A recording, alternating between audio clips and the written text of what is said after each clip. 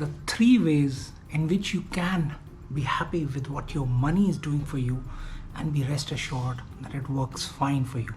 3 things. Number 1, be very clear on what goal is that money working for, and periodically have checks to see that that goal is being accomplished, and there is a review system in place which ensures that you get the feedback. Number 2, you have to make sure that there are certain balances in place, that if this is not happening, then option 2 is not happening, option 3, and that is a process which is in place so that you don't have to go to and fro. Number 3, what makes you happy?